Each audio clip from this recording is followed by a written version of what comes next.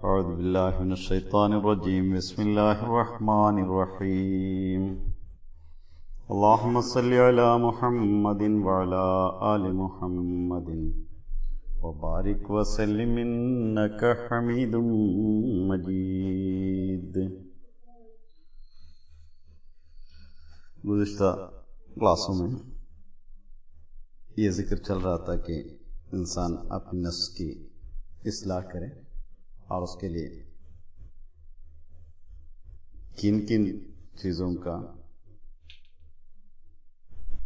ہمیں علم ہونا چاہیے اور وہ بدیاں کون سی ہیں جس سے ہمیں بچنا چاہیے، کیونکہ بدیوں کے علم کے بغیر یعنی بس اوقات ایسا ہوتا ہے کہ انسان کسی چیز کو بدی سمجھتا ہی نہیں، پھر اس سے بچنے کی کوشش بھی نہیں کر سکتا۔ تو پہلے روحانی بیماریوں کا علم ہو، پھر اس کے بعد اس کے علاج کے متعلق سوچا جائے۔ آج بھی اسی تسلسل میں ہے، میں حضرت خلیفۃ المسیح ثانی رضی اللہ تعالیٰ عنہ کی مختلف کتب سے اس مضمون پر گفتگو کرنے کی کوشش کر رہا تھا۔ تو پچھلی دفعہ جو بدیوں میں بھی انسان کے پاس ایسی بدیاں ہیں جو اپنے ذات سے تعلق رہتی ہیں، کسی اور کے ساتھ اس کا کوئی تعلق نہیں ہوتا، انسان خود اپنے ذاتی طور پر اس سے نقصان اٹھاتا ہے اور کسی اور کو اس کے نقصان نہیں ہوتا۔ اس کی 10 بدیوں کی متعلق گزشتہ 2 کلاسوں میں تفصیلی بات ہوئی تھی، لیکن کہیں یہ نہ سمجھ لے کہ ذاتی بدیاں صرف اتنا ہی ہے۔ میں صرف جو خلیفۃ ثانی نے اپنی مختلف کتب میں جو بیان کیا ہے تقریباً 40 کے قریب ہے، اور اس میں سے موٹی بدیاں جو ہیں اس میں سے اس کا 10 کا تذکرہ کیا، جبکہ حضور نے 40 بدیوں کا ذکر کیا ہے۔ اور اس کے اگر آپ اس کی تفصیل اگر چاہتے ہو تو پھر آپ کی کتب سے ہی رابطہ رکھنا ہوگا، میں کیونکہ کلاس میں ایک مختصر سی بات ہوتی اور ان سب کو ہر ایک کے بارے میں اگر شروع کرو تو 40 اب 2 کلاسوں میں 10 کا ہو گیا، اب 40 کا تو نہیں ہو سکتا، وہ کتنے سالوں میں ہوگا کوئی پتہ نہیں۔ اس لیے میرا صرف سب سے زیادہ میرا مقصد یہ ہے کہ آپ کو اس کی ان اصل کتابوں سے آپ کو جوڑا جائے اور وہیں سے آپ کا ایک انٹرسٹ پیدا ہو جائے کہ وہاں سے خود اس کے مطالعے بھی کریں اور اس کی آپس کی جو بھی کوئی باتیں ہوتی ہیں تو اس میں اس کا تذکرہ بھی کرتے ہیں۔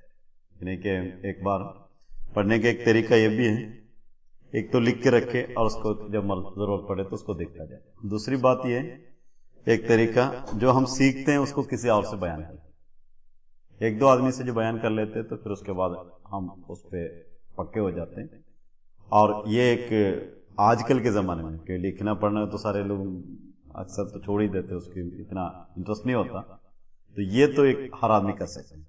جو چیز سیکھ لیتے اس کو، جو نہیں سیکھتے کہ جب بے شک آپ کو جو مخاطب ہے جس کو آپ بات کر رہے ہیں اس کو کچھ بھی نہ سمجھے، آپ اپنے لیے بیان۔ میں نے تو کبھی ایسی باتیں اگر کسی کوئی نئی بات جو مل جاتی ہیں تو اس کو بیان کرنے کوئی نہیں ملتا، تب بچوں کو بلا کے ان کو بلا کے بتا دیتا، اور وہ سمجھتے یا نہیں سمجھتے ہو کچھ بھی ہو، کسی زمانے میں کام آئے گا تو آئے گا، لیکن بارہ میرے لیے تو کام ہے، سوچ کے میں اس کو بیان کر لیتا ہوں، شیئر کر لیتا ہوں۔ اس لیے شیئر کرنا سیکھنے کا ایک بہترین طریقہ ہے۔ اور دوسری بات ایسی باتوں کی جب ہم آپس میں احمدی جتنے بھی دوست ہوتے ہیں آپس میں شیئر کرتے تو یہ ایک علمی مجلس بن جاتی ہے ہماری، اور باقی بہت سے بدیوں سے بچنے کا بھی ایک طریقہ ہے کہ وہ ایک اچھی مجلس بن جاتی ہے۔ اب میں وہ بدیاں بیان کروں گا جو دوسرے مخلوق سے تعلق رکھتی ہیں، کیونکہ پچھلے جو میں نے کہا ذات کے متعلق اس میں موٹی بدیاں گنی تھی، اس کو پچھلے وہ اس میں یہ تھا، اس میں ایک یہ تھا جھوٹ، بدظنی، کینہ یہ ہوتا ہے کسی کے متعلق دل میں کوئی کسی سے کوئی برائی دیکھ لے تو اس کو دل میں رکھ لیتا ہے، اس کو چھوڑ نہیں دیتا، اس کو رہتا ہے ہمیشہ۔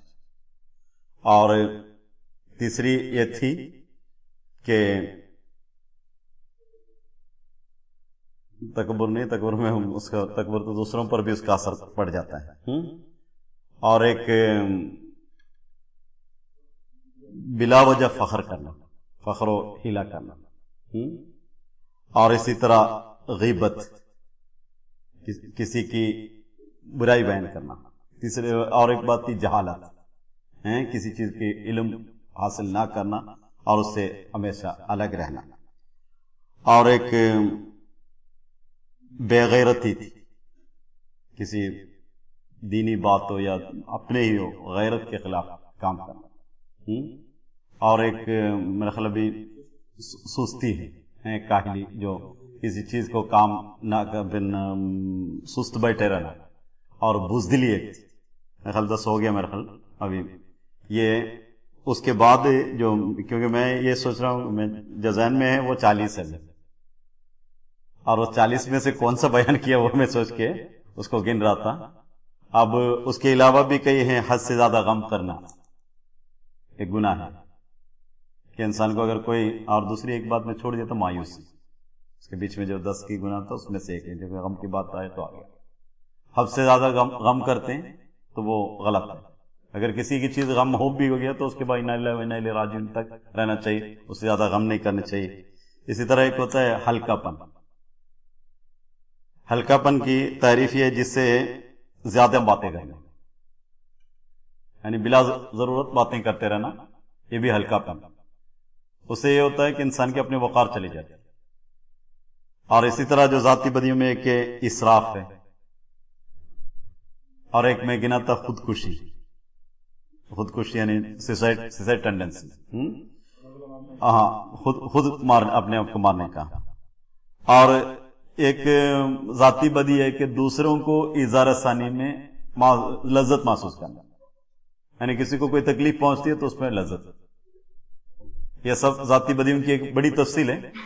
اور اسی طرح ایک یہ ہے کہ سنگ دلی، اگر کسی کو تکلیف میں دیکھ کر رحم نہ، وہ جیسے بھی ہو، جو کچھ نہیں ویسے لوگ بھی، وہ بھی ذاتی بدی ہے. وہ روحانی طور پر وہ مردہ ہونے کے برابر ہو جاتا ہے ایسے حالت لوگوں کی.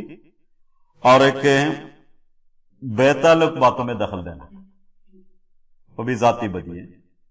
کیا اپنا کوئی تعلق نہیں ہوتا، بلا وجہ جا کے دخل، کوئی بات کر رہا تھا کیا بات ہے وہ پوچھ لیتے جا کے. اس کو کیا ضرورت ہے، کوئی بھی بات ہو اس سے ہے تو اسے کرے گا، ضرورت نہیں اس پہ دخل دینے کی. اب حد سے زیادہ خوشی بھی بدی ہے. خوشی کی بھی ایک بات ہوتی ہے، ایک حد ہوتی ہے، اس سے زیادہ اس سے خوشی پہ ہمیشہ رہنا یہ بھی غلط بات ہے. تو یہ بہرحال ایک ذاتی بدیوں تھی جو میں گنا تھا، وہ 10 تھا. بیچ میں اس لیے اس کے ذکر کیا تاکہ آپ یہ نہ سمجھے کہ وہی ہے، اس سے آگے بھی ہے انشاءاللہ. اب ٹائم ملا تو پھر بعد میں اس کو جب ریپیٹیشن ہوگی تو اس کی اگلے حصہ بھی اس کا تعلق سے بیان ہوگا. اب جو وہ بدیاں جو دوسرے مخلوق سے تعلق رکھتی ہیں، یہ 2 قسم کی ہیں. دوسرے مخلوق سے تعلق رکھنے والی بھی 2 قسم کی ہیں. ایک وہ ہے جو انسانوں سے تعلق رکھتی ہیں، دوم انسانوں کے سوا دوسرے مخلوق سے بھی تعلق رکھتی ہیں. اب اس کو سمجھانے کے لیے صرف ایک تو ابھی شروع ہو جائے گا، تو آج کے کلاس میں ختم ہو جائے گا اس کے، تو دوسرا رہ جائے گا، اس لیے میں اس کو سمجھاؤں.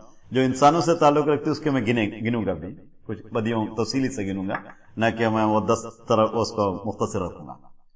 کیونکہ وہ دوسرے انسانوں سے تعلق رکھنے والے ذاتی تو پھر بھی کسی طرح ہم اس سے بچنا، بعض باتوں کا علم ہو ہی جاتا ہے.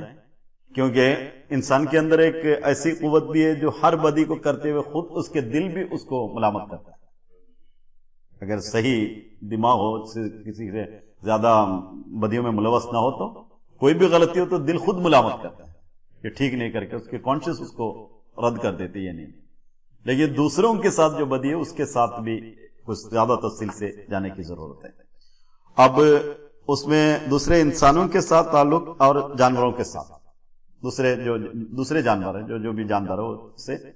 اور مثلا کسی جگہ آپ ایک پودا لگائیں، اس کو پانی نہ دینا گناہ ہے. حضرت صلی اللہ علیہ وسلم یہاں تک فرمایا کہ ہم جو کھیتی ہے ہماری اس کو بلا وجہ چھوڑنا بھی گناہ، کیونکہ وہ کھیتی اس لیے اللہ تعالیٰ نے دیا اس سے فائدہ اٹھائے اور دوسروں کو بھی فائدہ اٹھائے. اب کسی کو شوق ہوتا ہے کتے پالنے کی، بلا وجہ کتا پالنا بہت بڑا گناہ. ایسے لوگوں کے ساتھ اللہ تعالیٰ کے رحمت کے فرشتوں کا تعلق بھی نہیں ہوتا، یہ بھی حدیث میں ہے۔ کتے کی دو ہی ضرورت ہوتی ہے، ایک تو قرآن کریم میں بیان ہوا اس کا، ایک یہ ہے کہ حفاظت کی خاطر، دوسرا یہ ہے کہ شکار کی خاطر، اور تیسرا کوئی وجہ نہیں اس کتے کو پالنے کی۔ اور کتے کو پالتے ہوئے اس کی جنسی خیالات کا خیال نہ رکھنا، کیونکہ انسان کو جیسے ایک جگہ بند رکھ دیں، اس کو نہ میاں بیوی سے کوئی تعلق نہ ہو، اس کی کوئی خاندانی تعلق نہ، تو وہ پریشان ہوتا ہے، اس سے زیادہ پریشان ہوتے ہیں جانور، کیونکہ انسان کے اندر اس کو کنٹرول کر سکتے ہیں لیکن جانوروں کو کنٹرول بھی نہیں کر سکتے، اس کو پریشان کیا جاتا ہے۔ تو اس وجہ سے ایسی باتیں میں صرف مثال کے طور پر بیان کیا، آگے بیان کروں، اس کے جب باری آئے گی تو کریں گے۔ وہ بدیاں جو انسانوں سے تعلق تھی وہ یہ ہیں کہ ایک بے ادبی، یعنی جن کا ادب کرنا ضروری ہو ان کا ادب نہ کرنا، یہ بھی بدی۔ اب میں کل ایک ویسے ٹیلی ویژن پروگرام دیکھ رہا تھا اتفاق سے، تو عموماً کوئی آدمی آتا ہے تو وہ ایک ایکٹر ہے، اس کی اپنی اخلاق کی ذکر کر رہا تھا، کسی میں بھی کوئی اچھی بات ہو تو ہم لینا چاہیے۔ یہ ذکر ہو رہا تھا کہ ایک ایکٹر جو عمومی طور پر دفتر میں جو بیٹھتے ہیں، آفیسر بیٹھتے ہیں، کوئی آ جاتے ہیں تو یس کمنگ کہہ دیتے، کٹکھٹائیں یس کمنگ، تو یہ کہتے کھڑے ہو کے کہتے پلیز کم۔ تو وہ ایک ادب کرنے، ہر آدمی کی عزت ہوتی ہے، ہر انسان کی، یہ بے ادبی کرنا اپنی ذاتی بدی بھی ہے، اس کے ساتھ دوسروں پہ اس کے امیج خود ختم ہو جاتا ہے۔ اب کسی کے ساتھ کوئی بدی کرتے یہ نہیں سمجھنا کہ میرا کچھ نہیں ہوتا، لیکن اس کا جتنا وہ ایک سفید نظر آ رہا ہے وہ ختم ہوتا جاتا ہے، وہ اندھیرے میں، اس دوسرے آدمی اس کو اندھیرے میں سمجھتا رہتا ہے، اور اس سے فساد بھی پھیلتا ہے۔ اب ادب کے معاملے میں یہ ہے کہ اللہ تعالیٰ نے ہر انسان کو وَلَقَدْ كَرَّمْنَا بَنِي آدم، کہ ہر انسان کو اللہ تعالیٰ نے عزت دی۔ اب انسان کے اس حد سے پھر انسانوں کی مراتب ہوتے، اس کے مطابق اس کو ادب کرنا ہوتا۔ اب ایک آفیسر بے شک ہم سے غلطی کرتا رہا یا ہمارے حقوق بھی مارتا ہے، تب بھی حدیث کا یہ مفہوم ہے، حدیث میں ذکر ہے، اگر آپ کا حقوق مار بھی دے تب بھی آپ ان کو حقوق دیں۔ وہ ریسپیکٹ عموماً کہتے ہیں نا، گیو ریسپیکٹ، پہلے ریسپیکٹ دیا جاتا ہے پھر ریسپیکٹ ہمیں ملتا ہے۔ تو ہر ایک کو وہ ادب کی خیال رکھنا ایک قومی زندگی کی توازن کو قائم رکھنے کے لیے اشد ضروری ہے۔ ایک اور چیز ہے ناجائز اظہار محبت۔ جب کسی سے محبت کی اظہار کرنا، پیار کی اظہار کرنا، اس کو ایک حد ہوتے ہے، اس کے ناجائز طور پر کر لیتے۔ مثلا اب جس آدمی سے جتنی محبت کرنی چاہیے اس سے زیادہ محبت کرنا، اور اس محبت میں نقصان یہ ہوتا ہے کہ ایک تو یہ ہوگا کہ اس آدمی کو خراب کرے گا، چاہے بچہ ہو چاہے کوئی بھی ہو، لیکن اس سے ایک اور مشکل یہ بن جاتا ہے کہ جس سے ہمیں محبت کرنی چاہیے وہ محبت وہاں سرد ہو جائے، اس کا ٹائم ختم ہو جائے گا۔ تو ناجائز محبت، جائز محبتیں ہوتی ہیں لیکن ناجائز محبت نہیں ہونی چاہیے، اور ناجائز محبت کا تو نام ہی ہے آوارگی۔ جب اس کے ٹائم پہ نہ ہو تو، اس کے وقت پہ ہو نا، محل پر نہ ہو تو اس کی آوارگی کہتے ہیں اس کو۔ اور بے وفائی، خلیل ثانی رضی اللہ تعالیٰ عنہ فرماتے ہیں ایک گناہ بے وفائی ہے، یعنی آپ تو کام کراتے رہتے ہیں، کسی سے کوئی کام کر لیا تو کر لیا، جب اس کا کام آ گیا تو بھاگ گئے۔ اب کہتے بازار چلے، ہاں ٹھیک ہے بازار چلے، اور اس کے بعد پھر ہمیں بلاتے ہیں جب بازار چلے، نہیں میں نہیں آتا، اس کا نام بے وفائی۔ اب اس کا کوئی کام ہے، کوئی ضروری کام ہے تو اس کو کہتے ہیں ہاں ٹھیک ہے چلتے ہیں، خدمت سب لے لیتے ہیں، جب اس کے بعد اس کا کوئی کام آ جائے تو پھر آرام سے بیٹھ جاتے ہیں۔ یہ بے وفائی ہے۔ بے وفائی کا بہت لمبی داستان ہے، لیکن میں اس کی نچلے طبقے کی بات کر رہا ہوں۔ آگے اس کو جو بڑھ جائیں گے تو خاندانی طور پر بھی اور دوسرے رشتہ داروں کے معاملات میں بھی سب میں ہوتا ہے یہ چیز۔ اور بس اوقات ایسا ہوتا ہے نا، کوئی جو ہمارے ساتھ تعلق ہوتے ہیں، کوئی نہ کوئی ہمیں اس سے فائدہ ہوتا ہے، اور پہلے جب بس اوقات ایسے ہوتے کہ ایک انسان کی جو شروع میں اس کے اتنے اقدار نہ ہو تو اس وقت بہت سے خدمت بہت سے لوگ کرتے ہیں، لیکن یہ جب بڑے ہو جاتے ہیں، ان کے اقدار بڑھ جاتی ہے، اس کی کچھ سٹیٹس بڑھ جاتے ہیں، تو اس کے بعد پھر چھوٹوں کی طرف نہیں دیکھتے، اس وقت بے وفائی کر لیتے ہیں کہ ابھی ضرورت نہیں ہوتی۔ تو بہرحال بے وفائی بھی ایک ایسا گناہ ہے جو خلیل ثانی فرماتے ہیں دوسرے انسانوں سے تعلق رہتے اس کی روحانیت مردہ کر دیتی ہے اور اس کے اخلاق پر اس کا اثر ہوتا ہے۔ اور ایک ہے چوتھا چھچورا پن، شاید نہ سمجھیں، چھچورا پن یہ ہے کہ جلد غصے میں آ جانا۔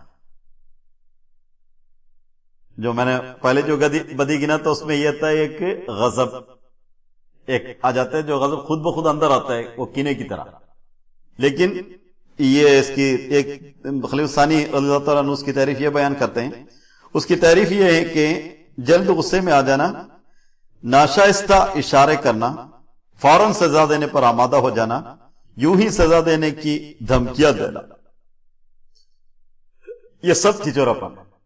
ایک تو کسی سے ناشائستہ حرکت کرنا، مطلب جو ایک عمومی طور پر ایک انسان کا ایک وقار ہے اس سے بڑھ کر کوئی حرکت کر لیتا ہے، الٹی سیدھی حرکتیں کرتے چلتے راستے میں چلتے ہوئے یوں کرنے والے ہوتے ہیں، کبھی کرکٹ کی بہانے میں ہوتا ہے یوں گھماتا رہتا ہے ہاتھ، جبکہ راستے میں ہاتھ گھمانے کا کوئی حد نہیں، اور وہ ایک انسان کی غلط حرکت کی وجہ سے دوسروں پر اس کا اثر ہوتا اور بلا وجہ کی ایسی حرکتیں کرنا۔ اور دوسرے کوئی چھوٹی سی بات ہو، اب کہہ دیا کہ یہاں سے ادھر بیٹھ جاؤ تو کہتا تم بیٹھ جاؤ، ہوگا انصاف، لیکن یہ جو ہماری طرف سے جو کر رہے ہیں وہ چھچورا پن۔ اگر کسی کی چھوٹی سی غلطی ہوگی ٹھام کر کے اس پر ٹھوکنا، یہ بھی اسی میں داخل ہو جاتا ہے، بے شک غلطی ہے لیکن ہم جو کر رہے ہیں وہ بھی غلط ہے، اس کی غلطی کی تصحیح تو اور بھی کر سکتے کئی طرح، لیکن وہ اس کی اچانک غصہ دکھانا یہ چھچورا پن ہے۔ اور کسی پر سزا دینے پر آمادہ ہو جاتا، اچانک پکڑ کے پٹائی کروں گا، وہ کروں گا، یہ کروں گا۔ اب خلیل ثانی رضی اللہ تعالیٰ عنہ نے اس پہ ایک واقعہ، میرے خیال میں 3 جگہ اس کو پڑھا ہوں، حضور نے 3 بار بیان کیا یا اس سے بھی زیادہ بیان کیا پتہ نہیں۔ حضور کہتے ہیں ایک دفعہ آپ، کیونکہ آپ کا اتنا اثر تھا اس کا، بچپن میں بازار گیا قادیان، تو وہاں بازار میں 2 آدمی لڑائی کر رہے تھے، لڑائی نہیں کر رہے، لڑنے پر آمادہ تھے۔ حضور کہتے ہیں میں بچپن کی وجہ سے، اپنی کم سنی کی وجہ سے ایک شوق تھا کہ وہ لڑ رہے ہیں، دیکھیں گے ذرا لڑتے ہوئے، تو ایک کہہ رہا ہے کہ میں مار دوں گا، تو دوسرا کہتا ہے میں بھی مار دوں گا۔ اب حضور نے سوچا ابھی مار شروع ہو جائے گا، دیکھ لوں گا، لیکن کوئی مارا نہیں، اور وہ پھر کہتا ہے میں وہ کروں گا، یہ کروں گا، پھر وہ کہتا ہے یہ کروں گا، وہ کروں گا، دونوں کر نہیں رہے، اس کا نام چھچورا پن ہے، تو کر کچھ نہیں رہے، بلا وجہ کرنا۔ اب ایک اس میں بات، اس سے فائدہ دوسروں پہ نقصان تو ہوتا ہے، اس سے فائدہ کوئی نہیں، اب ایک اپنا نقصان بھی اس میں ہوتا ہے۔ یہ ہے اگر کسی کو کہہ دیا کہ بلا وجہ میں مار دوں گا، یہ مارنا تو مار دو، پھر کیا ضرورت ہے بولنے کی؟ اب مار دوں گا 3-4 بار کہے گا، 5 بار کرے گا، 6 بار کرے گا، تو اس کو غصہ آئے گا، وہ بلا جو بیٹھا ہوگا اس سے کہنے کی ضرورت نہیں ہوگی، اچانک وہ پٹائی کر دے گا۔ جیسے لوگ ہوتے ہیں نا، زیادہ بڑھ کر وہ کروں گا یہ کروں گا، کچھ نہیں کرتا، وہ خود پٹائی کرتا ہے، اس کے دوسری طرف سے وہ آ جاتے ہیں، اس کے کر دے گا۔ اب اس سے فائدہ کیا ہوا؟ اس کا جو بڑا بتا دیا، لیکن الٹا مار کھانا پڑا، اور اس سے اسی کا نام دراصل جو میں چھچورا پن اس لیے اس کو تفصیل سے بیان کیا کہ اچانک اس کو سمجھ میں آنا مشکل ہو جاتا ہے۔ اور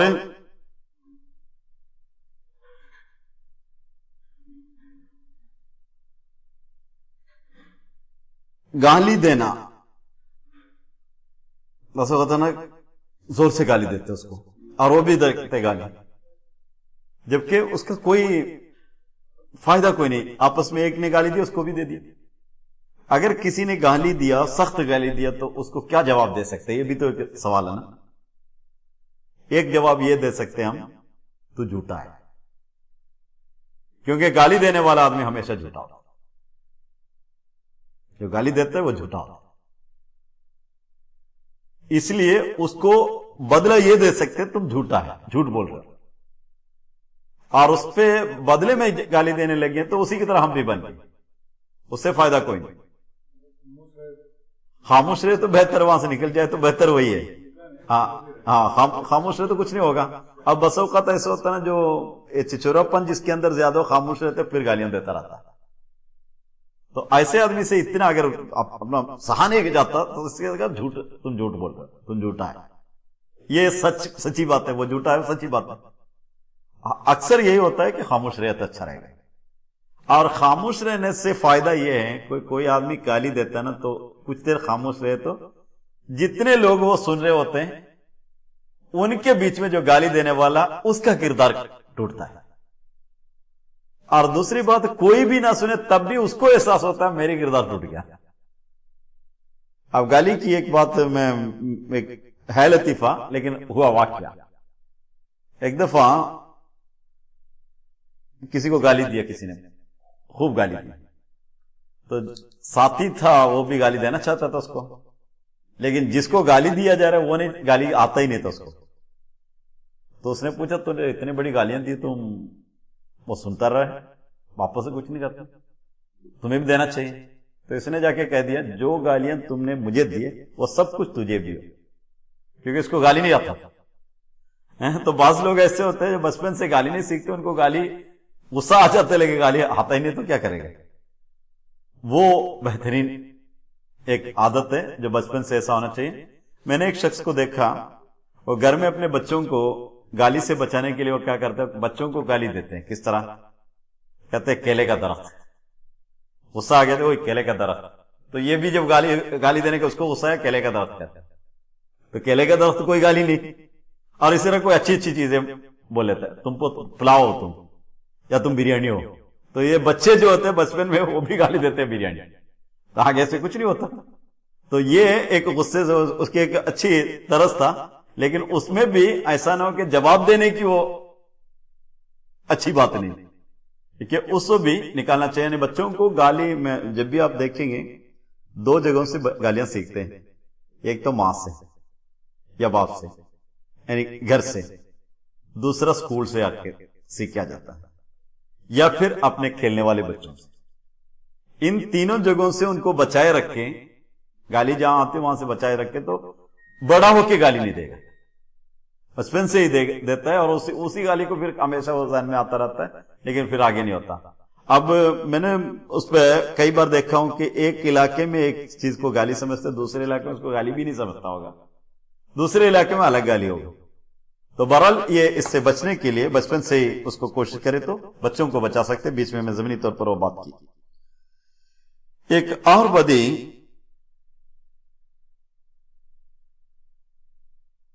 لعنتیں ڈالنا.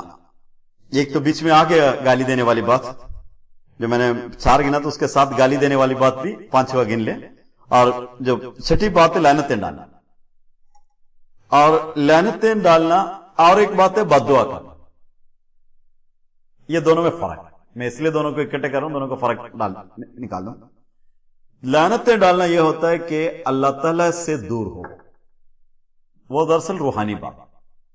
کسی پر لعنت اللہ الکاذبین کہہ دیا تو اس کا یہ مطلب ہے اس کے اوپر اللہ تعالیٰ اس سے ناراض ہو اور اس کی روحانیت مردہ ہو. اور بد دعا کرنے سے یہ ہوتا ہے کہ جسمانی طور پر وہ ختم ہو جائے.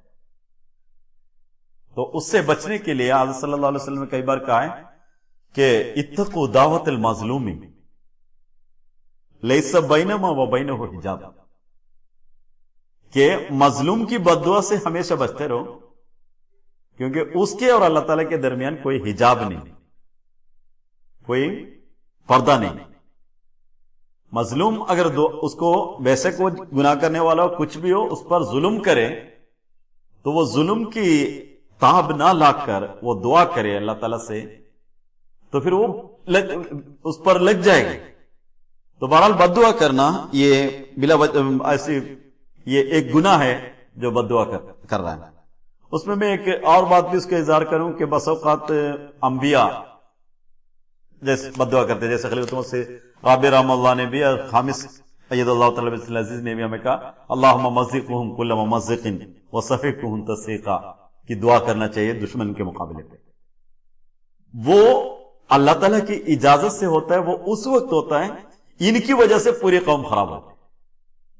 اب فرعون نہ مرتا، فرعون کے لیے بددعا نہ کرتا موسیٰ نے بہت دعائیں کی اس کے لیے اور اسے کام بھی کیا، لیکن آخر میں موسیٰ یہ سمجھ گئے اللہ تعالیٰ کی طرف سے کہ یہ جب اس کو ایسا چھوڑ دیا جائے گا تو پوری قوم کو ڈبا دے گا، تو اس کا ائمت و تکفیر ہونے کی وجہ سے، اس کی جو لیڈر ہونے کی وجہ سے اس کا ختم ہونا قوم پر احسان، قوم کی نجات کے لیے اس کا ختم ہونا ضروری ہے۔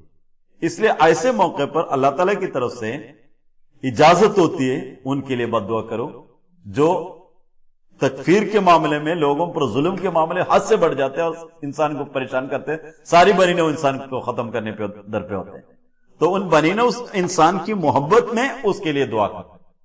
یہ انبیاء کی سنت ہے، لیکن اس کو اللہ تعالیٰ کی طرف سے اجازت کی ضرورت ہے۔ جب اجازت تو کرتے ہیں تو اللہ تعالیٰ کا ایک حکم کی تعمیل میں وہ لعنت ڈالتے ہیں۔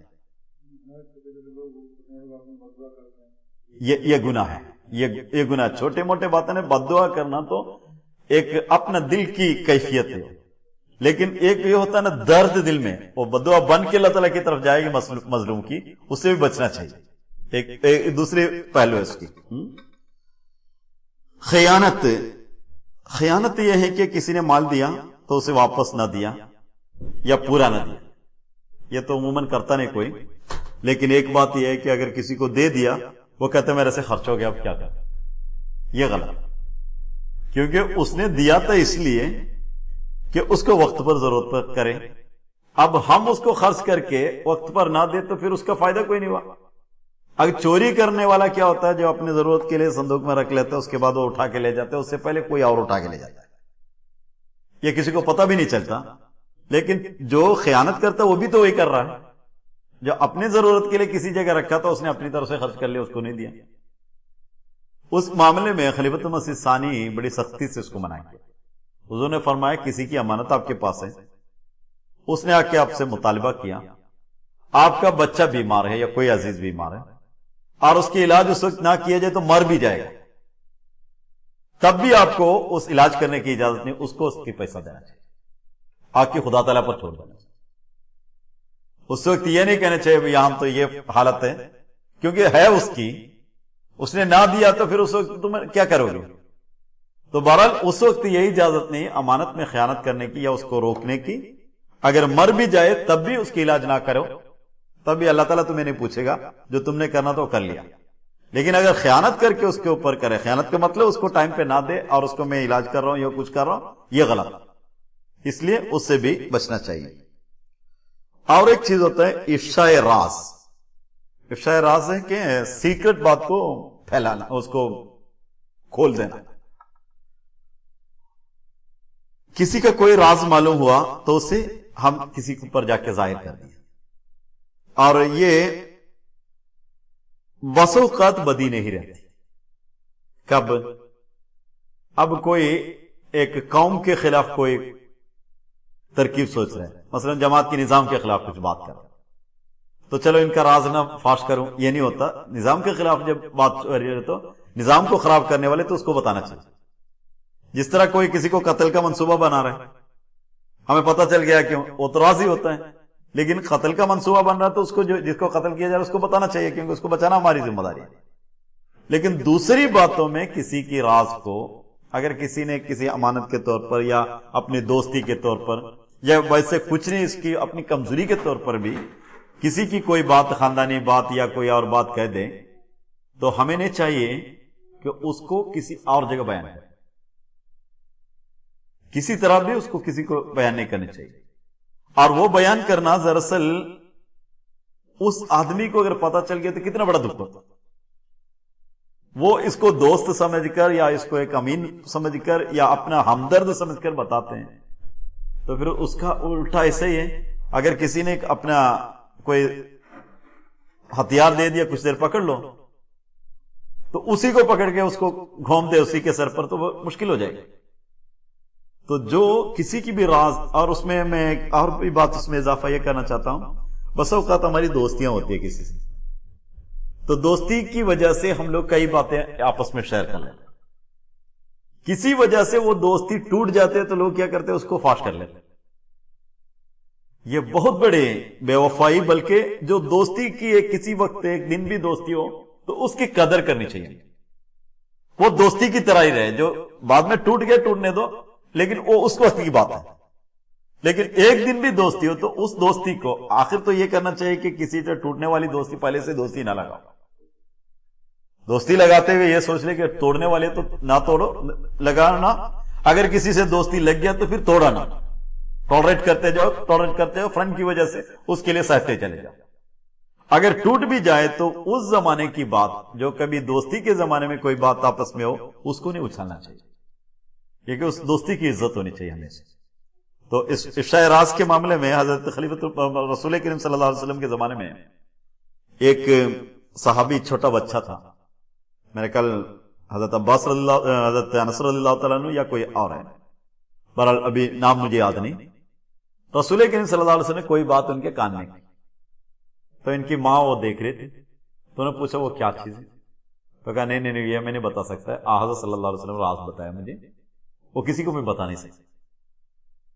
تو یہ ایک راز کی بات کی افشاء نہیں ہونی چاہیے۔ اب ایک بات ہے چغلی، چغلی اور غیبت میں کچھ فرق ہے، ان دونوں کا فرق بھی معلوم ہونا چاہیے۔ عموماً اردو میں ہم لوگ چغلی کو غیبت کو بھی ایک ہی سمجھتے ہیں، اور ان دونوں کی رکھ لے غیبت بھی اس کے ساتھ میں، لیکن چغلی یہ ہے کہ ہم سے کسی نے کوئی بات کی کسی کے بارے میں، اور اس کو پتہ نہیں ہے جس کے بارے میں بات کی، اس کو جا کے لگا دیں یا تمہارے بارے میں ایسی ایسی باتیں کر رہا ہے، اس کا نام چغلی۔ غیبت یہ ہے کہ اس کے غائبانہ طور پر اس کی کوئی غلط بات ہم سے کہے۔ اب اس میں ایک حدیث، ایک بہترین حدیث ہے جو عمومی طور پر جماعتوں میں پریشان کرتے رہتے لوگوں کو، حدیث بڑی شاندار ہے، وہ رسول کریم صلی اللہ علیہ وسلم بڑی اچھی مثال سے اسے بیان کیا۔ حضور نے فرمایا کہ ایک شخص جس کے بارے میں کوئی غیبت کی، اس وقت غیبت ہے، اب ہم اس کو دوسرے کو اس کو پہنچا دیتے کہ تمہارے بارے میں وہ آدمی ایسی باتیں کرتا ہے، غلط بات کر رہا ہے، تو اس کا مطلب کیا ہے؟ آحد صلی اللہ علیہ وسلم نے فرمایا تم سے کسی نے تیر مارا، تیر مارتے ہوئے تمہارے اوپر تک نہیں پہنچا، یا کسی اور کی طرف وہ تیر مار رہا تھا اس تک نہیں پہنچا، تو تم جا کے یہ کہنا ہے کہ میں تیرا ہمدرد ہوں، وہ بڑا خبیث شخص ہے، وہ اس نے تمہیں تیر مارا ہے، میں صرف یہ کر رہا ہوں اس کو اٹھا کے تیرا سر پہ ڈالا یا تیرے سینے پہ ڈالا، تیر وہاں تک پہنچا نہیں، پیر تک پہنچا ہے تو وہاں سے اٹھا کے پھر اس کے سینے پہ گھونپ دیا، تو یہی کام چولی کرنے والا ہوتا۔ اس سے ایسے لوگوں سے بہت بچنی چاہیے، کسی کی بھی کوئی غلط بات وہ تمہارے بارے میں فلاں بات کر رہا ہے کہتے ہیں نا، اس سے ہمیشہ بچنا چاہیے، وہ تو فتنے کے گڑھ ہے وہ، کیونکہ کسی جگہ پڑا ہوا تھا وہ تیر، وہ میرے سینے میں کیوں گھونپ دے، وہ پڑ گیا وہیں چلا گیا۔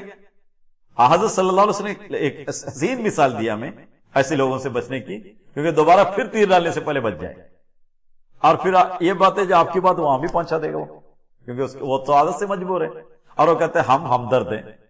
ہمدرد وہی ہوتا ہے کہ وہاں سے اٹھا کے پھر سر میں جو نیچے پڑا ہوا تو اس کو اٹھا کے سینے میں ڈال دیا۔ اب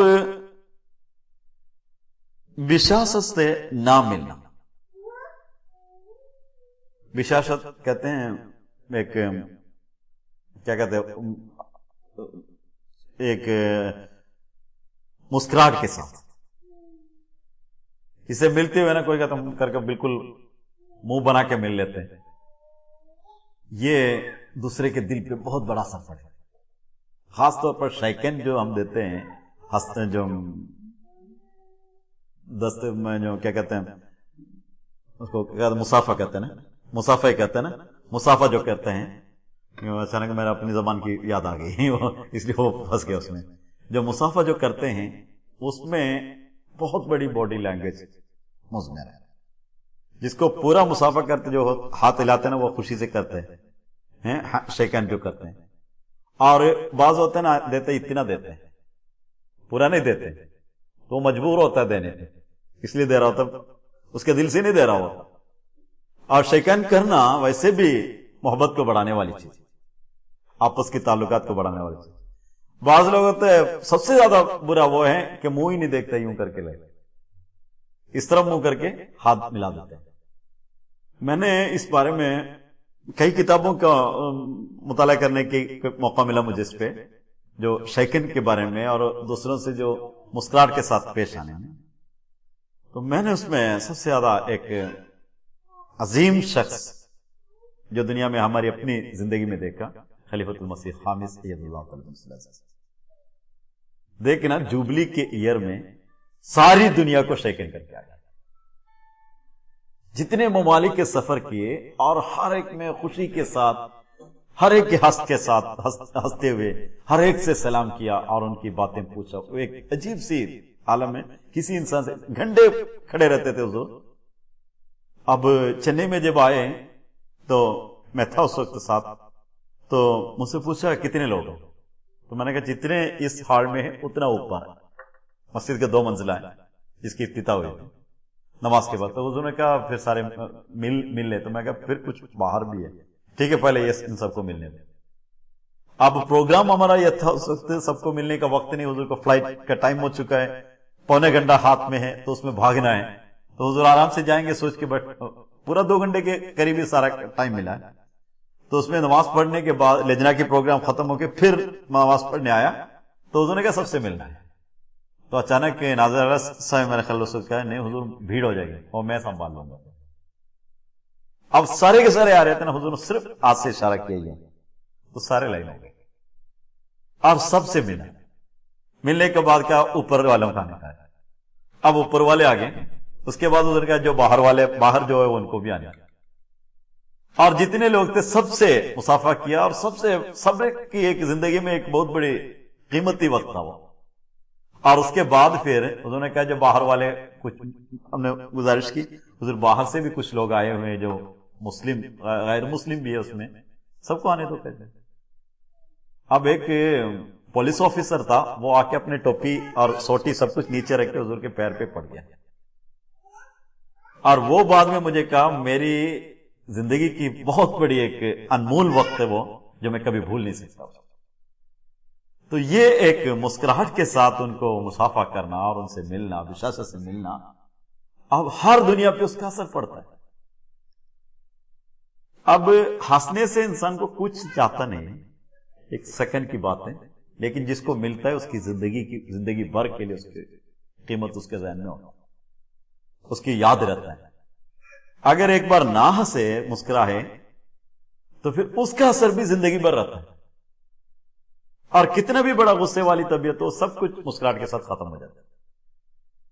اور بشاشت سے نہ ملنا یہ دوسروں کے تعلق رکھنے والی ایک بدی ہے۔ اب اور اسے محبت قطع ہو جاتا ہے، محبت ٹوٹ جاتے اگر نہ کرے، جو محبت ہے وہ بھی ٹوٹ جائے گا۔ ناواجب طرفداری، 2 آدمی آپس میں کوئی اختلاف ہو تو ہمارا جو آدمی اس کی طرفداری ہو جاتی ہے۔ بس اوقات ایسے ہوتا ہے نا، جو اب دیکھنا کتنی بڑا نقصان اس کا ہوتا ہے۔ مسیلمۃ الکذاب جھوٹا نبی تھا، سب کو پتا تھا، اور حضرت صلی اللہ علیہ وسلم کے وفات کے بعد ابوبکر صدیق رضی اللہ تعالیٰ عنہ کے ساتھ ان کی لڑائی ہوئی، زکوٰۃ کی اور دوسرے فتنے پیدا کرنے کی وجہ سے ان کو ختم کرنا تھا۔ تو وہاں 40,000 لوگ مسیلمۃ الکذاب کے ساتھ، تو ان کے قبیلوں کے سرداروں کا ایک میٹنگ ہوا، تو اس میٹنگ میں انہوں نے کہا ابوبکر تو سچا ہے، لیکن ہماری عصبیت، ہمارے خاندانی تعلقات مسلمہ کا ساتھ ہیں، اس لیے ہم اس کے ساتھ ہیں، اور اس ناجائز طرفداری کی وجہ سے 9,000 لوگ ایک دن مارے۔ اگر وہ لوگ مسلمہ کے ساتھ نہ دیتے، ناجائز واجب طرفداری نہ کرتے، تو اتنے لوگوں کی جان تو بچ سکتا۔ تو ناجائز طرفداری کی بہت بڑا نقصان بھی ہوتا ہے، اور وہ اپنے اخلاق کے خلاف ہوتا ہے۔ اس آدمی سے ٹرسٹ اٹھ جاتا ہے، جو ایک اس پر امانت داری کے ایک حق ہوتا ہے وہ بھی اٹھ جاتا ہے۔ اور آگے دھوکہ بازی، دھوکہ سب تو جانتے ہیں۔ دھوکہ یہ ہوتا ہے کہ کوئی آدمی اس پر یقین کر لیتا ہے یہ ایسا کرے گا، اور اس وقت اس کو پورا نہیں کرتا، وہاں سے بھاگ جاتا. یہ بھی دوسروں کے متعلق بھی، اپنے لیے بھی اس کی روحانی طور پر اس کی زندگی پر اس کا اثر بھی پڑتا ہے اور دوسروں پر بھی اس کا اثر پڑ جاتا ہے. اور ایک ہے بخل. بخل تو سب جانتے ہوں گے، کنجوسی. اور کنجوسی یہ نہیں کہ کوئی آدمی کوئی خرچ نہیں کرتا، ضرورت کے وقت خرچ نہ کرے، وہ کنجوسی. اب ہر چیز پہ کوئی بعض لوگوں کو کہتے ہیں وہ بڑا کنجوس ہے، اس کا یہ مطلب ہوتا ہے ان کا کہ وہ اسراف نہیں کر رہا ہوتا. لیکن ضرورت کے وقت خرچ نہ کرے، اسی طرح گناہ ہے غیر ضروری طور پر خرچ کرنا، اسراف کرنا وہ بھی گناہ.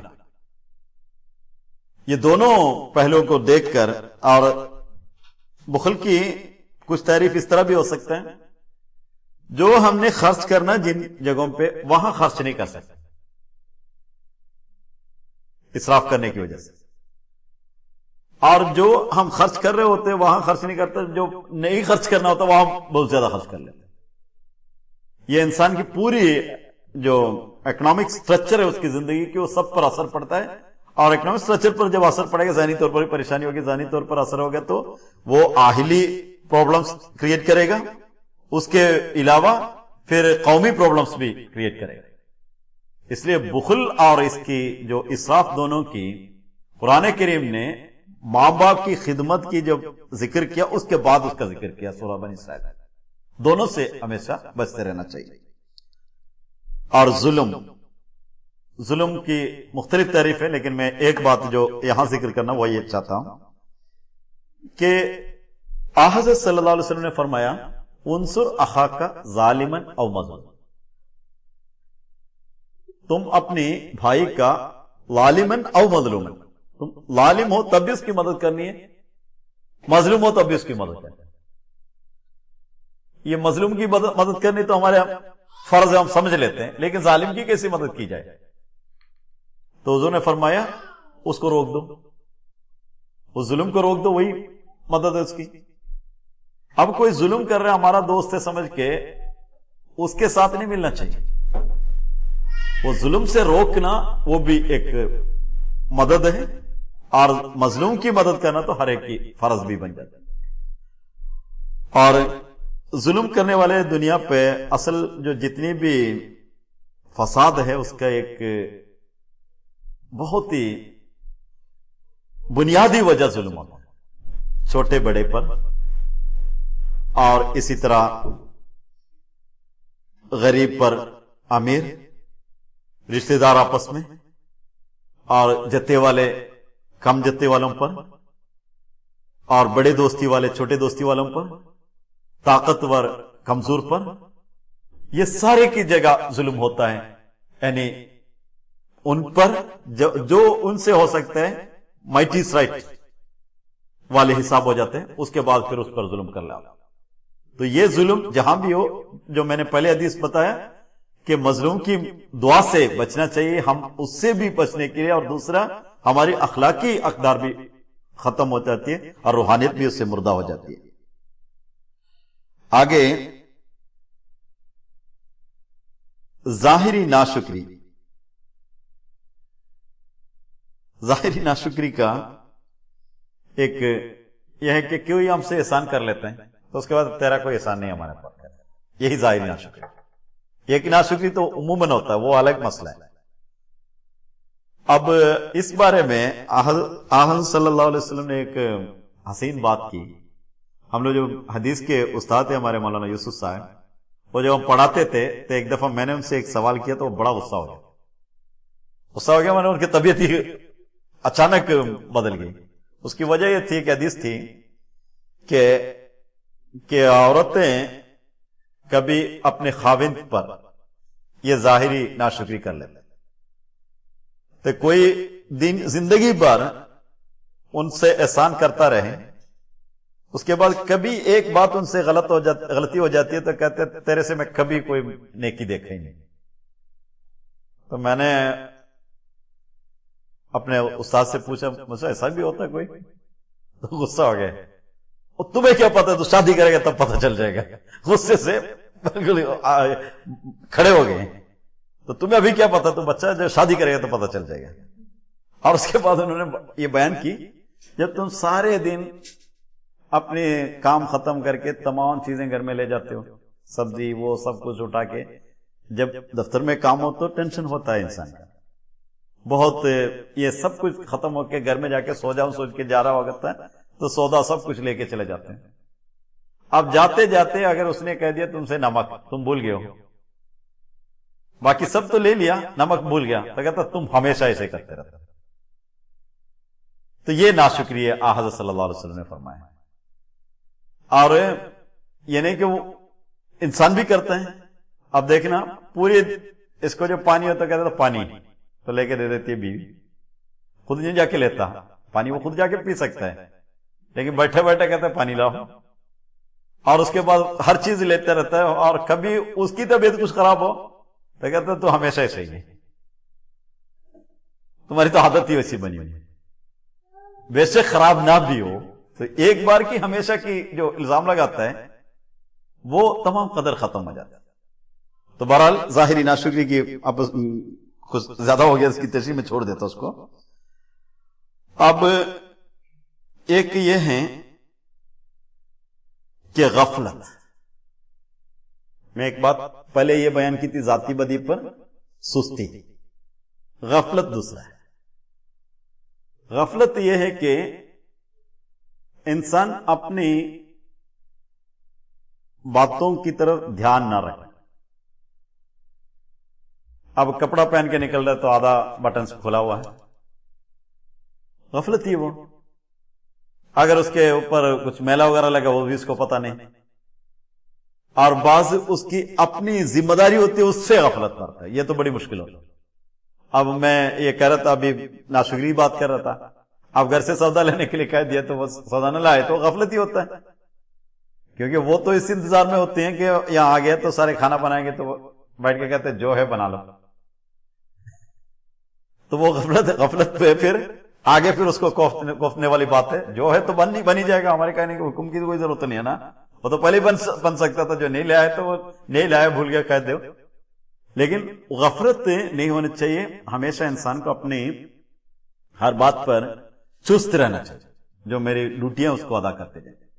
اب آفس مینجمنٹ یا اپنے گھر کی مینجمنٹ کوئی بھی ہو، اس کی غفلت کی میں ایک چھوٹی سی بات کروں کہ ایک دوپہر تک ہمارا کام ہوتا ہے، اس کے بعد پھر آفٹرنون بالکل کم وقت ہوتا ہے، کوئی بھی سسٹم ہو اس میں، اور کوئی ذاتی طور پر بھی کوئی کام ہو تو دوپہر تک جو ضروری کام ہے اس کو کر لینی چاہیے.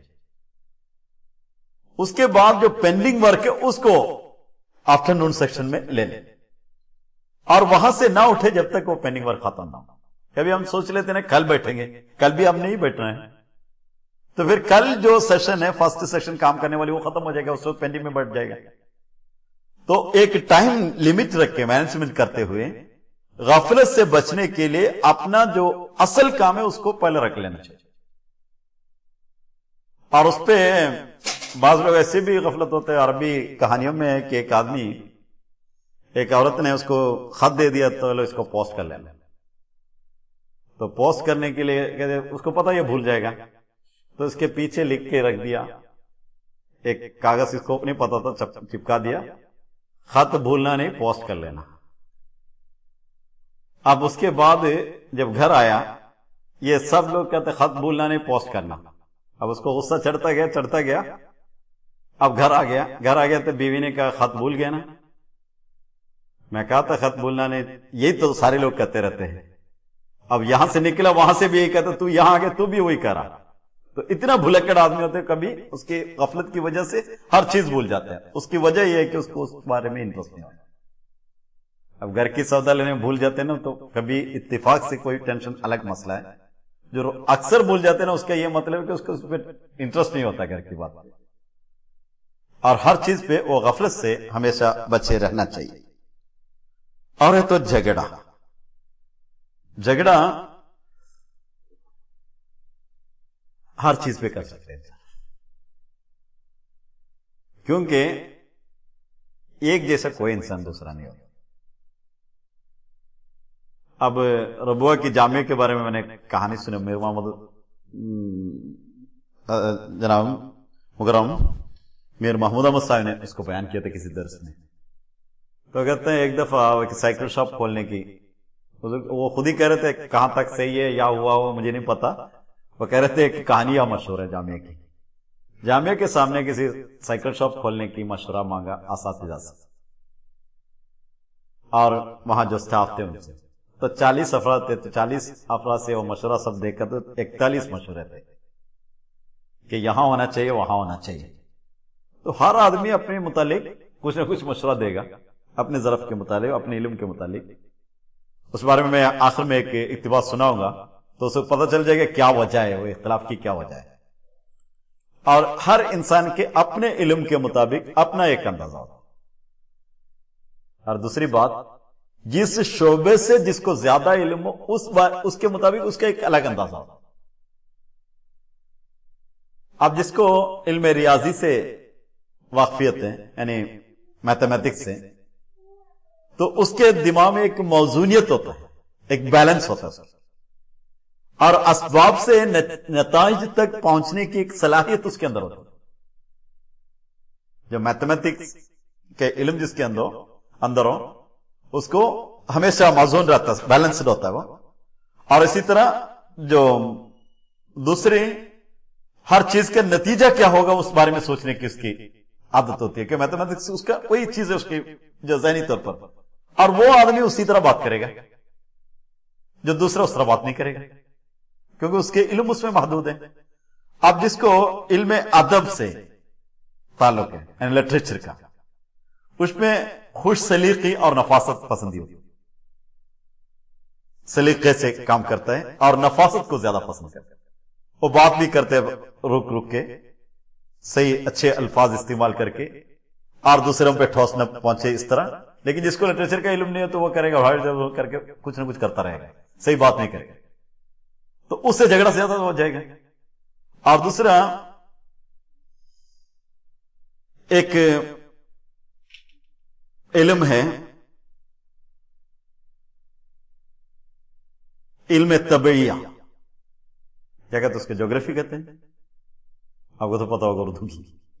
ہاں، طبعیہ یعنی جغرافی ہے اس کی جو علم ہے، یعنی جو وہ طبابت ہے. طبعیہ یعنی جو بھی ہو تو اس کے بعد میں اس کے ٹھیک ہے. تو جو طبیعت کی یعنی اناٹومی وغیرہ، وہ تو جسمانی ہوتا ہے نا، اس کو کیا کہتے ہیں انگلش میں نے جانتا. بہرحال جس کا اس کا علم ہو، اس کے اندر عمومی طور پر ذکاوت اور دوربینی ہوتی. جب علم طبیعت سے جو واقف ہو اس کو یعنی بہت ذہین اور ہر چیز کے دور اندیشی کے ساتھ اس کی بات کرتا رہتا. اور جغرافی کا بھی یہ ایک خوبی ہے، دور اندیشی. اس کے بعد کیا ہوگا، اس کے بعد کیا ہوگا، یہ سوچتا رہتا. ایسٹرالوجی نہیں، یہ جغرافی کی بھی یہی بات ہے، اس لیے میں نے وہ بات کر رہا تھا. یہ سب خلیفۃ مسیح اول نے بیان کیا، یعنی کہ میں اپنی طرف سے بیان کر رہا ہوں.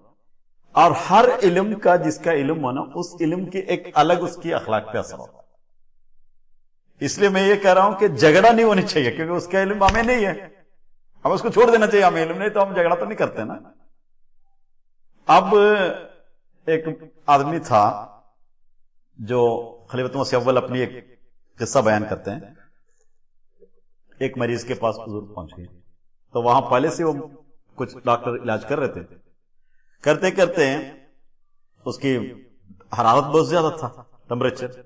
تو حضور نے کہا اس کو ترمومیٹر کے ذریعے اس کو پتا کرے حرارت کس درجے تک. تو وہ جو حکیم وہاں علاج کر رہا تھا وہ دیسی تھا، اس کو کچھ پتا نہیں تھا.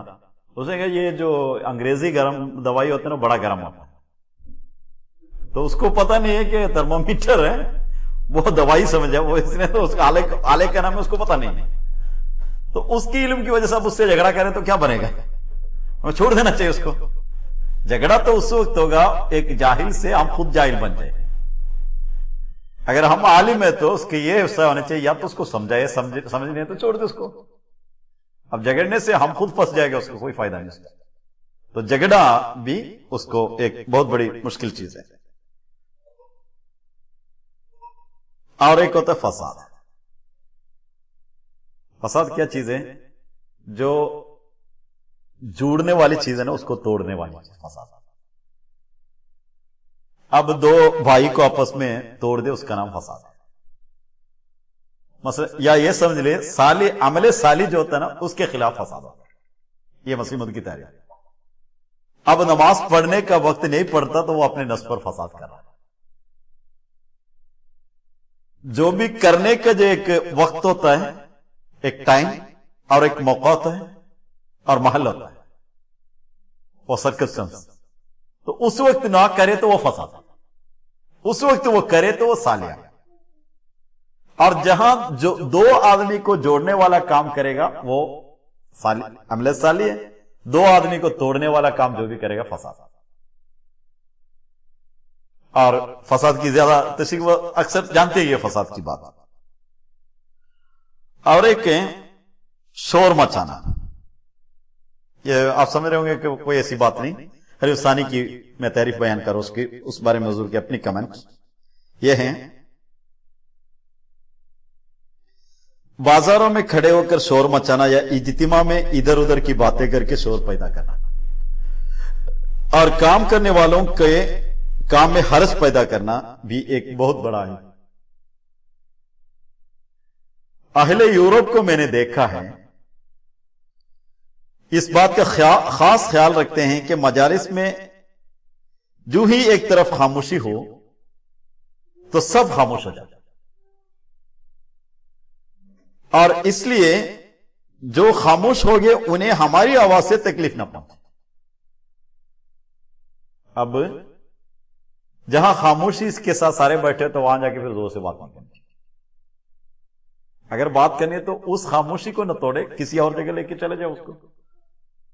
और बस औक़ात बाज़ लोगों को नमाज खत्म होते ढम करके बात करने की आदत होती है, तो तमाम के लोगों के जिक्र की वो लज्जत को तोड़ देते। नमाज खत्म होते, नमाज खत्म होना, नमाज के में एक लज्जत जिसको महसूस हो वो जिक्र में लगे रहेगा, और उस लज्जत से अचानक नहीं उसको अलग किया जाता। कोई भी लज्जत हो उससे अचानक नहीं अलग होता और उस लज्जत के साथ रहता है।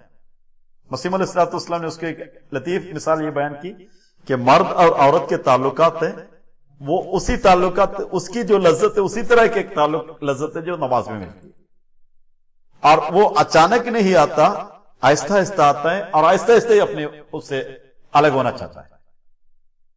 और वो जिक्र इलाही की जो एक लज्जत है उसको तोड़ देते हैं बस औक़ात अचानक, क्योंकि उसको नमाज में भी कोई चीज सोचता रहता ना, तो अस्सलाम वालेकुम रहमतुल्लाह के साथ फिर बात भी शुरू हो जाती है, क्योंकि वही सोचता रहता है नमाज में, और वहां से बात शुरू हो जाती है। तो बहरहाल ये भी नहीं, और इजलासों में भी होता है, कभी कोई खामोश किसी जगह बैठा तो वहां शोर करना गलत बात है। और यूरोप के लोगों में हुजूर ने ये कहा ना, हुजूर ने और भी उसकी जिक्र किया कई जगहों पे, कि उनके अंदर यह है कि किसी और की बात को, किसी और को परेशान नहीं करते। बाकी जो शोर करने वाले होते हैं ना, जो उम्मन कहते हैं नाना कुवैती, वही बात होती है कि मैं अपना बना दूंगा, वह बाकी तुम कुछ भी हो। तो ये उससे हमेशा बचना चाहिए। और एक चीज है ईजा रसानी, तकलीफ देना। वो हर लिहाज से हो सकता है, सिर्फ आंख दिखा के भी हो सकता है। कोई आ रहा है ना आराम से, तो उसको आंख दिखाए तो उसको तकलीफ होगी। और मैंने खुद देखा एक जगह हमारा मजलिस में एक बच्चा है, वो उनसे वो ये चाहते हैं ना बच्चा हमारे साथ ना बैठे, वो कुछ दूर जाके बैठे। बड़े लोग हमारे अपने ही है, बड़े लोग बैठते वहां बच्चे को बिठाना नहीं चाहता, तो क्या करते इसका मुंह देखता रहता है हमेशा। अब इसको गुस्सा दिलाता है, देखते एक आदमी देखे इस तरफ देखे, फिर वहीं से देखता है उसका, इस तरह 3-4 आदमी उसको देख देख के उसको तंग कर दिया, आखिर में गुस्सा होकर वहां से भाग गया।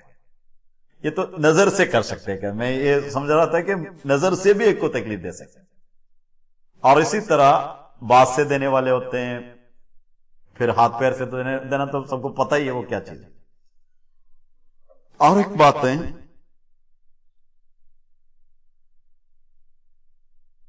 جبر. جبر تو انہی پر کرتے ہیں جو ہمارے انڈر ہوتے ہیں. مثلا خاوند نے بیوی پر کیا، یا بیوی کبھی اس وقت خاوند پر بھی کر لیتے جبر. تو جبر سے کبھی بھی کوئی کام بنانا، جب تک دل سے کنوینس نہ ہو کبھی نہیں بن سکتا. ایک دفعہ مجلس سوال و جواب کی مجلس تھی، بڑے لوگ بیٹھے ہوئے تھے، تو ایک چھوٹا اطفال کھڑا ہو گیا وہاں، اور وہ جب کھڑا رہا تو سارے مجھے بھی، کیا میں بھی سوال کر سکتا ہوں مول صاحب؟ میں کہا کر لے، آپ خوشی سے کر لے. تو مجھ سے سوال جو کیا سارے کے سارے ہاتھ پڑے. میں کہا اگر مجھے نماز نہیں پڑھنا چاہتا، میں میرے والد صاحب مجھے مجبور ہو کے نماز پڑھا لے، کیا اس کا ثواب ملے گا مجھے؟ سوال کر رہے ہیں کہ مجھے مجبور کر کے پڑھا جائے تو کیا اس کا ثواب ملے گا؟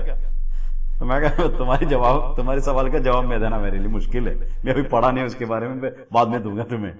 لیکن جو بات ابھی میرے ذہن میں آ رہا ہے اس کو میں تفصیلی جواب کی ضرورت ہے تمہاری، میں بعد میں سوچوں گا پھر کروں گا. اتنا تو کروں گا کہ تمہیں ثواب ملے گا یا نہیں ملے گا مجھے پتہ نہیں، تیرے والد صاحب کو سزا ملے گا کیونکہ تمہیں کنوینس کر کے تمہیں پڑھانا چاہیے تھا. اور وہ ہر چیز جو بچوں سے بھی کبھی کرتے نا، وہاں بیٹھ یہاں بیٹھ، جب ہماری حکم کی وہ طاقت ختم ہو جائے تو کھڑا ہو جائے گا. بالکل چھوٹی سی بات ہے، آپ بچے کو کہتے بیٹھ، وہاں بیٹھ گیا، آپ کا نظر وہاں سے نکل گیا، اٹھ جائے گا. یا اس کو یہ پتا چلے یہ دوبارہ نہیں آئے گا، سوچا اٹھ جائے گا. یہی بات 16 سال تک یا 18 سال تک آپ کی بات کو جبرن مان لے گا، اس کے بعد وہ اٹھ جائے گا. آپ کی طاقت وہاں نہیں پتا چل جائے گا، اٹھ جائے گا. اس لیے زبردستی کسی پر ٹھوسنا نہیں چاہیے، ان کو کنوینس کر لے. اس لیے حضرت صلی اللہ علیہ وسلم نے بچوں کے معاملے میں بھی کہا 10 سال سے 12 سال تک آپ کچھ چھوٹا موٹا سزا بھی دے سکتے نماز کے معاملے میں، اس کے بعد پھر سزا دینے کے بھی اختیار ہے، بچوں کو مارنے کے بھی اختیار ہے. اور زبردستی کر کے فائدہ کوئی نہیں. یہی ہے قرآن کریم میں ایک ایسا جملہ ہے، لا اکراہ فی الدین، دین کے معاملے میں جبر نہیں. اور اس سے یہ مطلب نہیں کہ جماعت میں کوئی چیز اگر نظام میں شامل ہو تو پھر ہمیں جبر نہیں، ہم جو مرضی کرتے رہے، یہ نہیں ہوتا. پھر نظام سے الگ ہو کے جو مرضی کرو، اس میں تو پھر اس سسٹم کے اندر ہونا چاہیے.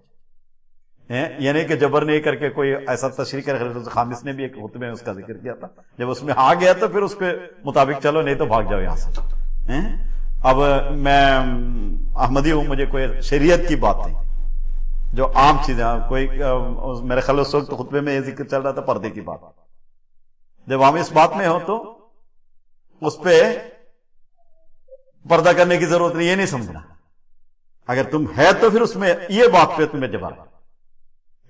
میں کیونکہ نیچے عورتیں بھی سن رہی ہیں، اس لیے میں پردے کی ایک چھوٹی سی بات کروں. پردے کے متعلق ایک بہت بڑی غلط فہمی ہے. مجھے بھی بس اوقات یہ حکم ملتا ہے کہ آپ ذرا پردے پہ روشنی ڈالیں، کیونکہ لوگ پردے نہیں کرتے، وہ نہیں کرتے اس طرح کی. پردہ کے بارے میں جو قرآن کریم میں جو ذکر ہے، میں تھوڑا سا اس سے ہٹوں گا کیونکہ یہ جب گنتی چلے جائے گا 22 تک میں گن لیا ہوں، اب آگے گنتے چلا جاؤں گا تو آپ کی بھی بور ہو جائے گا. میں تھوڑا سا ہٹوں اس سے. قرآن کریم کی تعلیم ہے ان یعرف، کہ وہ پہچانا جائے. یعنی پردہ کس لیے پہنتے ہیں؟ وہ پہچانا جائے. اب ہم لوگ یہ سمجھتے ہیں کہ پہچانا نہ جائے. یہ مولویوں کی اپنی ایجاد، طالبان کی اپنی ایجاد. عورتوں کو پردے کے حکم اس لیے دیا ان یعرفنا، کہ وہ پہچانا جائے. ایک عورت کو جب دیکھتے ہیں تو وہ یہ سمجھ لینا چاہیے دیکھنے والے شخص کو کہ یہ غلط کردار والی نہیں، اس سے میرے غلط کردار والا میرے کردار اس پر اثر نہیں ہوگا. اور غلط طور پر جو لوگ ہیں ان کو کسی طرح بھی ان کو پھسلانے کے ٹائم میں، اور وہ خود پہچانے یہ ٹھیک نہیں، یہ میرے لیے لائق نہیں. یہ پہچان ہے جو عورت کے اندر ہونی چاہیے، پردے کی روح ہو. اب خلیفہ رابع رحمہ اللہ تعالیٰ نے ایک دفعہ فرمایا تھا، جو ہندوستان یا پاکستان وغیرہ کے جو برقعے کے سسٹم ہے، وہ یورپ میں جاتے تو حضور کے ساتھ جو ملنے والی جو 9 مباحثہ ہیں، وہ جب آتی ہے تو ایک کوٹ پہن لیتی ہے، فل کوٹ، اور اس کے بعد ایک ایسا کپڑا اوڑھ لیتی ہے، اور اس کو پردہ، حضور اس پر اعتراض نہیں کرتے، حضور کہتے ہیں وہ پردہ ہی ہے، لیکن اس کو دیکھ کر جو پہلے برقع پہن لیتی اس کو بھی اتار دے، یہ نہیں ہونا چاہیے۔ اس کے حضور نے سمجھا یہ بات کہ وہ جو تھی پہلے بالکل برہنہ چلتی تھی، اب اس کے اندر یہ تبدیلی آ گئی، یہ حیا آ گئی کہ اس نے پورے کے پورے ڈھک کے اپنے آپ کو پہچان دے دیا کہ میں اب اس کلچر کا نہیں ہوں، ایک اور کلچر میں ہوں۔ اب تم نے جو اپنا جو پہلے سے ڈھکا ہوا اس کو اب اتار دے تو تم کس چیز کی پہچان دے رہے ہو؟ میں اب اس سے نکل گیا ہوں، میں پیچھے جا رہا ہوں۔ تو وہ ہر ایک کے ملک کے اور ہر حساب کے مطابق الگ الگ پردے۔ اب ایک دفعہ مجلس شورا میں کیرلا کے پردے کے متعلق قادیان میں بات ہوئی، تو حضرت میاں صاحب نے کہا، اس وقت کیرلا میں برقع کوئی نہیں پہنتی تھی، الا ماشاءاللہ کہیں کوئی قادیان سے تعلق ہو یا ادھر سے تعلق ہو وہی پہنتے تھے، یا کوئی ساؤتھ سے نارتھ سے تعلق ہو بولو، عمومی رنگ میں کوئی نہیں۔ خلیفہ رابع رحمہ اللہ کی جلسہ سالانہ میں ایک دفعہ لجنہ سے خطاب میں پردے کی بات ہوئی تھی، اس وقت سے پھر کیرلا میں پردے کی تحریک چلی، اور مجھے یاد ہے برقع پورے گاؤں میں میری بیٹی بہن صرف پہنتی تھی، اور سارے کے سارے اس کو دیکھتی رہتی تھی کہ کیا چیز ہے۔ اور وہ قادیان والی برقع اس وقت وہاں آئے تھے جب میں قادیان جامعہ میں پڑھ رہا تھا، میرا خیال 2 سال یا تیسرے سال تھا رابع رحمہ اللہ کی خلافت کے، جب 82 میں حضور نے دیا تھا جلسے میں، اور بعض لوگوں کو جیسے سالانہ کے اسٹیج سے بھی اتار دیے تھے کہ یہاں نہیں بیٹھنا، اور پھر حضور نے اس پر خطبہ دیا تھا۔ وہ خطبہ جب پہنچا تو اس کے بعد پردے کی رواج شروع ہو گئی کیرلا میں، اور میں ایسی جماعتوں میں کام کیا ہوں، میں جب گیا تو پردے کی بات کی تو مجھے یہ سوچتے تھے کہ پتہ نہیں کہاں سے دیہات سے آ رہا ہے یہ بندہ، کیا کیسا یہاں اسلام کو سمجھتا ہے، اس کی تو کوئی تہذیب نہیں، اس وجہ سے ایسا کر رہا ہے۔ لیکن پھر ابھی ہے اس جماعت میں تقریباً 100% کہہ دے 1-2 آدمی ہو سارے پردہ پہننے والے۔ اب میں جانتا ہوں کہ بعض جگہوں سے ایسے لوگ آتے ہیں جہاں ان کے گھر میں پردہ نہیں، وہ یہاں آ کے جتنا بھی پہنتے وہ بڑی پردہ ہوتی ہے، اور اس کے بعد آہستہ آہستہ ان کو لا سکتے، اچانک پکڑ کے ان کو باندھ کے ہم لیں گے تو وہ بدک جائیں گے اور اس سے گھبرا جائیں گے اسلام سے، کیونکہ ان کی اسلام کی تعلیم ابھی مل رہا ہے، انہوں نے کبھی بچپن میں اسلام کو دیکھا نہیں، ان کو موقع نہیں ملا۔ ذاتی طور پر بھی جانتا ہوں، میں اپنی کویت کی جماعت کی بات کر رہا ہوں، ذاتی طور پر بھی میں جانتا ہوں۔ تو بس پردے کی روح یہ کہ پہچانا جائے، یعنی یہ ایک اچھی کردار کی عورت ہے، یہ پہچانا جائے، اور اس کے لیے جو ہیڈ کور ہے وہی پردے کی بات ہے، باقی جتنی باتیں ہیں وہ سارے کے سارے اس کے ساتھ آ جاتے ہیں۔ اور اس کی اگر آپ نے زیادہ تفصیل اگر چاہتے ہو تو آپ ایسا کر لیں، خلیفۃ المسیح رابع رحمہ اللہ کی یوٹیوب میں پروگرام ہے، اس میں آپ دیکھ لیں، حضور نے اس پر بڑی تفصیل سے بات کی ہے، اور پردے کی بات تو میں لقاء العرب میں بھی ہے اور بعض اس میں بھی ہے، اور خلیفہ وقت سے کیسا پردہ، یہ سب کچھ اس میں آ جاتے ہیں۔ وہ پردے پر بھی دیکھ لیں یا فیملی پر بھی دیکھ لیں، 2 ٹائٹل ہے، ٹائٹل پہ دیکھ لیں، حضور کی وہ پروگرام آپ کو مل جائے گا، فیملی ایک پروگرام اس میں مل جائے گا، پردہ ایک پروگرام اس میں مل جائے گا۔ تو بہرحال وہ ایک الگ ضمنی بات تھی جو میں جبر کے متعلق، یعنی شریعت کے بارے میں جبر نہیں ہوتا، لیکن ان کو کنونس کر کے اس نظام پہ لانا ہمارے لیے فرض ہوتا ہے۔ چلو آج اسی پہ ختم کر لیتے کہ ٹائم بہت زیادہ ہو گیا، اب باقی انشاءاللہ اگلی دفعہ۔